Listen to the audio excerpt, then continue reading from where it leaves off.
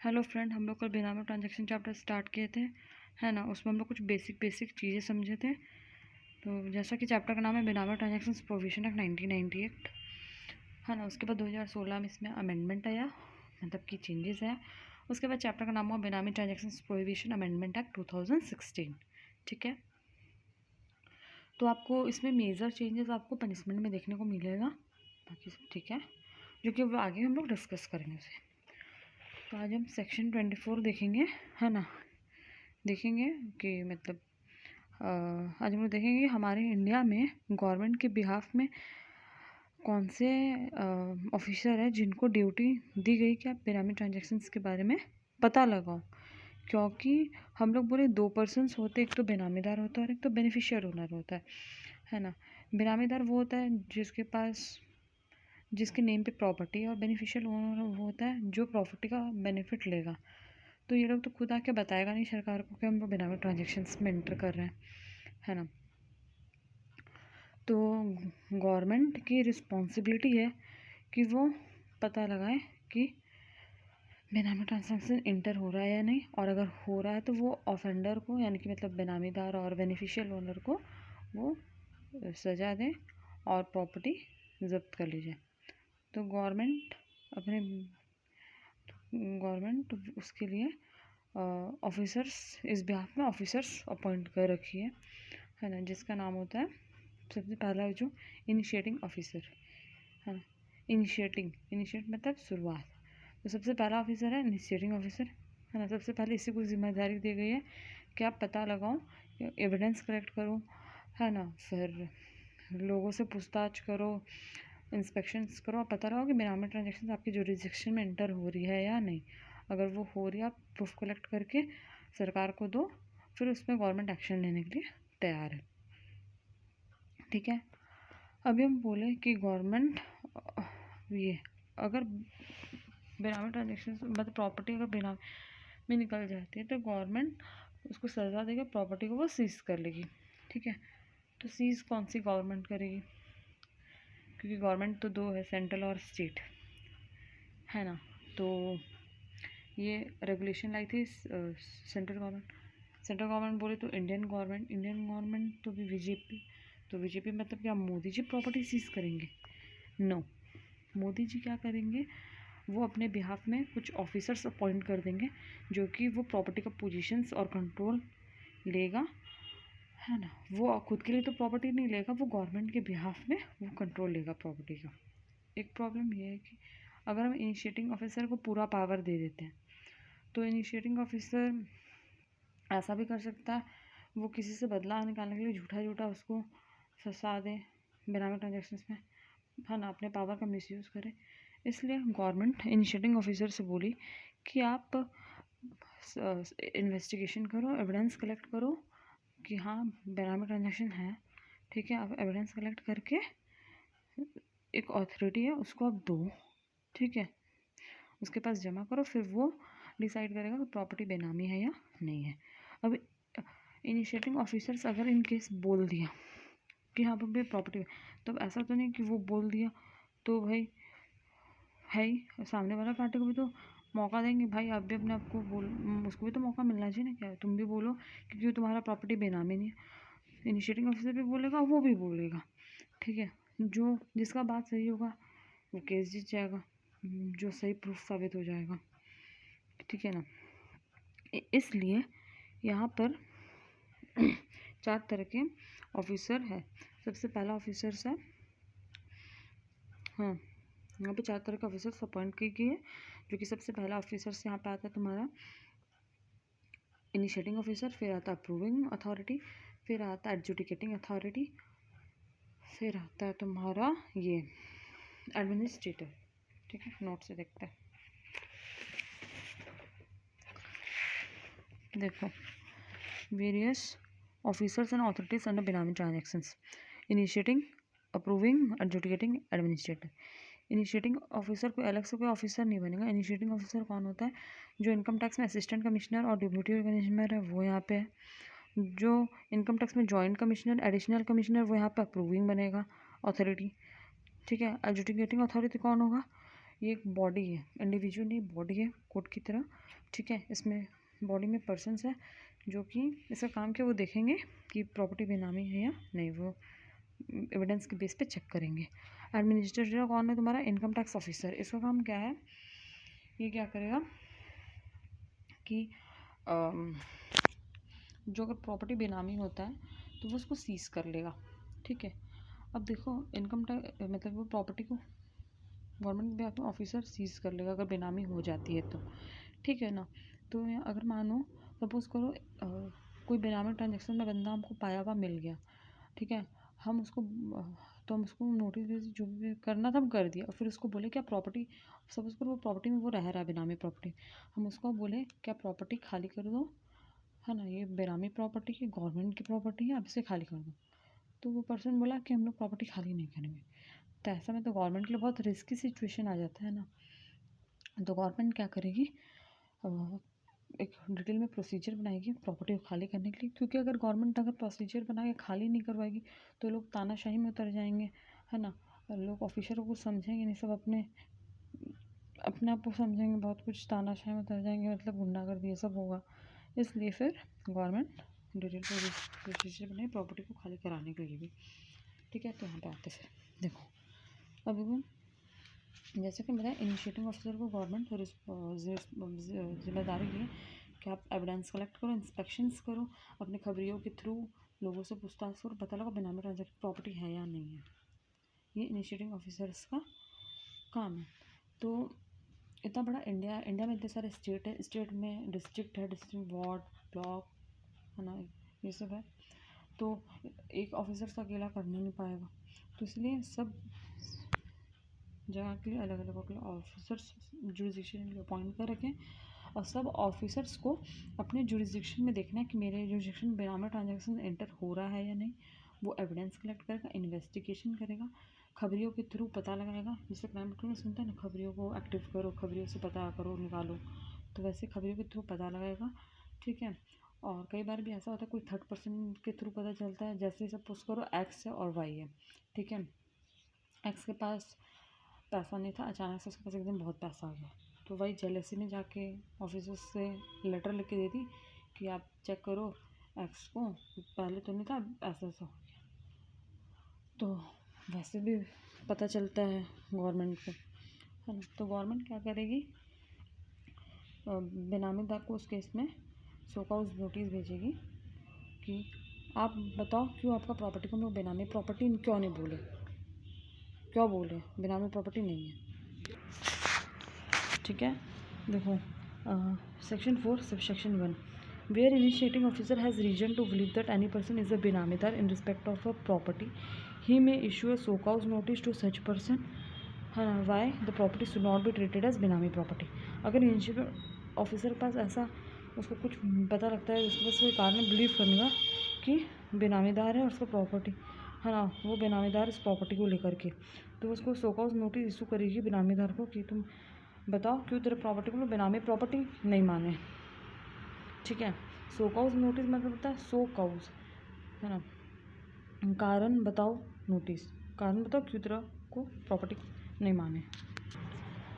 Subsection 2, a copy of above notice may also be served upon a beneficial owner if his identity is known। अगर मानो initiating officer को investigation के दौरान beneficial owner के बारे में पता चलता है तो वो उसको भी सो कॉज नोटिस देगी कि क्यों हम आपको बेनिफिशियल ओनर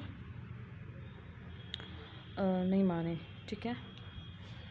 सबसेक्शन 3, अब देखो क्या हुआ, इनिशिएटिंग ऑफिसर इन्वेस्टिगेशन कर रहे थे, इंक्वायरी कर रही थी, ठीक है, और ये लोग को नोटिस दी। उसके बाद क्या हुआ, इनिशिएटिंग ऑफिसर को ऐसा लगा कि ऐसा डाउट हुआ कि ये लोग अपना प्रॉपर्टी को क्या कर सकता है, ट्रांसफ़र कर सकता है, सतर्क हो गया, ये लोग अपना प्रॉपर्टी को ट्रांसफ़र कर देगा, ऐसा इनिशिएटिंग में डाउट हो रहा है। तो वो उस केस में क्या करेगी, अप्रूविंग अथॉरिटी के पास जाके अप्रूवल लेगी, बोलेगी कि अटैचमेंट ऑर्डर पास करो, ठीक है। अटैचमेंट ऑर्डर क्या होता है, वो प्रोविजनल होता है, मतलब टेम्पररी होता है, प्रोविजनल मीन्स टेम्पररी होता है, वो 90 डेज़ के लिए वो पास करवाएगी, है ना। उसमें वो क्या क्या होता है कि आप प्रॉपर्टी तो यूज़ कर सकते हो बट वो किसी को ट्रांसफ़र नहीं कर सकते हो, अगर इनिशिएटिंग ऑफिसर का ऐसा डाउट होता है तो उस केस में फैसला करेगी। देखो सब section 3, where initiating officer is of the opinion that the person in position of the property held benami में alienate such property. Initiating officer को ओपिनियन में अगर उसको ऐसा लगता है कि जो पर्सन जो प्रॉपर्टी का पोजीशन ले रखा है वो बेनामी है और वो ट्रांसफ़र करे प्रॉपर्टी को, एलिनिएट लीगल लैंग्वेज है ट्रांसफ़र का, है ना, देन ही में previous approval of approving authority provisional attach such property for the maximum period of 90 days. तो उस केस में क्या करेगी, अप्रूविंग अथॉरिटी का अप्रूवल लेने के बाद प्रोविजनली अटैच कर देगी, मतलब टेम्प्ररी ट्रांसफ़र पे रोक लगा देगी 90 डेज के लिए। ठीक है, अब देखो क्या हुआ, इनिशिएटिंग ऑफिसर ये 90 डेज़ में क्या करेगी, अब इंक्वायरीज़ करेगी, एविडेंस कलेक्ट करेगी और सो कॉज नोटिस का वेट करेगी। ठीक है, अब क्या हो सकता है, तुम्हारा सो कॉज नोटिस आ भी सकता है और नहीं भी आ सकता, कुछ भी हो सकता है ना। तो देखो अगर मानो देखो यहाँ देखते हैं सब सेक्शन 4 देखते हैं। देखो initiating officer after making inquiry and collecting evidence shall within a period of 90 days from the date of ठीक है ना, 90 डेज के सो कॉज नोटिस देने के 90 डेज डेट में ये अपना इंक्वायरी करेगी और एविडेंस कलेक्ट करेगी और सो कॉज नोटिस का वेट करेगी। जस्टिफाइड भी रिप्लाई आ भी सकता है, नहीं भी आ सकता, कुछ भी हो सकता है। ठीक है, अब देखो where provisional attachment has been made under the section 24(3), अगर मानो initiating officer provisional attachment order भी दी है, ठीक है ना, तो क्या होगा उस केस में, तो उसमें 2 केस बन सकता है अटैचमेंट ऑर्डर की, या तो सो कॉज नोटिस का जो रिप्लाई है वो जस्टिफाइड है तो इस केस में मैटर वहीं क्लोज हो जाएगा, है ना, और जो सो कॉज नोटिस का जो रिप्लाई आया वो जस्टिफाइड नहीं है या तो रिप्लाई दिया ही नहीं है, तो उस केस में इनिशिएटिंग ऑफिसर क्या करेगी, अप्रूविंग अथॉरिटी को बोलेगी कि देखो मेरे पास ये एविडेंस है, ये प्रूफ है, आप प्रॉपर्टी को अटैचमेंट ऑर्डर को जो पास की उसको आप कंटिन्यू करो, है ना, प्रॉपर्टी बेनामी। तो लेकिन सिर्फ इनिशिएटिंग ऑफिसर के कहने पे ऐसा नहीं होगा, वो अप्रूविंग अथॉरिटी के पास जाएगा, आप प्रॉपर्टी अटैच करो, मेरे पास प्रूफ है, जैसे ही अटैच हुआ वहाँ से वहाँ, है ना, जैसे प्रॉपर्टी अटैच हुआ मैटर क्या हुआ, मैटर उसके बाद सीधे एडजुडिकेटिंग अथॉरिटी के पास जाएगा ना, फिर एडजुडिकेटिंग अथॉरिटी डिसाइड करेगी कि प्रॉपर्टी बेनामी है या नहीं है। ठीक है, ये समझ गए, है ना। अब देखो ये बात समझ आया ना। देखो initiating officer so cause notice देगी, उसके बाद उसके 90 डेज तक वो, है ना, एविडेंस सब कलेक्ट करेगी, ठीक है, और सो कॉज नोटिस का वेट भी करेगी, मे बी रिप्लाई आए, ऐसा भी हो सकता है कि रिप्लाई आए ना, कुछ भी हो सकता है। ठीक है, तो अगर मानो प्रोविजनल अटैचमेंट का ऑर्डर वो दे रखी, है ना, और मानो सो कॉज नोटिस का रिप्लाई जस्टिफाइड आ गया तो मैटर वहीं क्लोज हो जाएगा। ठीक है, अगर जस्टिफाइड नहीं आया या तो रिप्लाई आया ही नहीं तो इस केस में तो इनिशिएटिंग ऑफिसर के पास सबूत भी है कि मैं तुम्हारा प्रॉपर्टी बेनामी है ना, तो वो उस केस में क्या करेगी, वो मतलब अप्रूविंग अथॉरिटी पर जाके बोलेगी देखो मेरे पास सबूत है, प्रॉपर्टी तो बेनामी है और इसका रिप्लाई भी नहीं आया या फिर रिप्लाई अनजस्टिफाइड है, तो आप ये प्रॉपर्टी बेनामी है ना, आप इसको, तो ऐसे वो जाके इसको बोलेगी, तो लेकिन सिर्फ इसके, है ना, और आप प्रॉपर्टी को अटैच कर लो, ऐसे कंटिन्यू अटैचमेंट कंटिन्यू रखने के लिए बोलेगी, तो लेकिन सिर्फ इनिशिएटिंग ऑफिसर के ऐसे कहने पे तो ऐसा नहीं ना होगा, अप्रूविंग अथॉरिटी प्रॉपर्टी को, है ना, अटैच तो कर लेगा, बट वो तुम्हारा मैटर, है ना, एडजुडिकेटिंग अथॉरिटी के पास जाने के बाद ही डिसाइड होगा कि मैटर बेनामी है या नहीं, ये यहाँ पे बोल रहा है। ठीक है, अब देखो तो और कई बार क्या होता है ना, यहाँ पे तो इनिशिएटिंग ऑफिसर को डाउट हुआ कि ये लोग मतलब मैटर रेफ़र कर देगा, ये प्रॉपर्टी ट्रांसफ़र कर देगा, कई बार ऐसा भी होता है कि ऐसा नहीं भी लगे, मतलब ज़रूरी नहीं कि हर बार डाउट हो, बहुत बार इनिशिएटिंग ऑफिसर को लगता है वो ट्रांसफ़र करते, बहुत बार नहीं भी करें। ठीक है। अब यहाँ पे देखो इनिशिएटिंग ऑफिसर को ऐसा डाउट नहीं लगा तो प्रोविजनल अटैचमेंट ऑर्डर पास नहीं की, तो यहाँ पे वही देखो where in provisional attachment has not been made under section 24(3) only soak out notice serve. यहाँ पे इनिशिएटिंग सिर्फ सोक आउट नोटिस दी क्योंकि उसको ऐसा नहीं लगा तो वो प्रोविजनल अटैचमेंट नहीं दी, ठीक है। तो इसमें सोक आउट नोटिस का जस्टिफाइड रिप्लाई आएगा या तो नहीं जाएगा। अगर जस्टिफाइड आएगा तो तुम्हारा मैटर वही क्लोज हो जाएगा, ठीक है। और अगर अनजस्टिफाइड रिप्लाई आया तो उस केस में क्या होगा, इनिशिएटिंग ऑफिसर जाएगी पूरा सबूत, मतलब इनिशिएटिंग ऑफिसर जाएगी अप्रूविंग अथॉरिटी के पास, बोलेगी देखो मेरे पास सबूत है ना, प्रॉपर्टी बेनामी है, आप जल्दी से अटैचमेंट ऑर्डर पास करिए, ठीक है। तो लेकिन यहाँ पे भी वही सिर्फ इनिशिएटिंग ऑफिसर के कहने पे तो नहीं होगा ना कि बेनामी नहीं ना मानेंगे। अप्रूविंग ऑथर पास जाएगी, आप प्रॉपर्टी अटैच करो, है ना, वो बोलेगी उसके पास प्रूफ है और अटैचमेंट हो प्रॉपर्टी, मतलब ये अटैचमेंट ऑर्डर पास होगा। बट यहाँ पे भी मैटर तभी फाइनल होगा जब एडजुडिकेटिंग अथॉरिटी उस पर अपना डिसीजन दे दे, ठीक है। यहाँ पे भी वही चीज़ है, ठीक है ना। अब देखो हमें एक चीज़ गलत बोल दी है, यहाँ पे देखो, यहाँ पे प्रोविजनल अटैचमेंट दे रही है।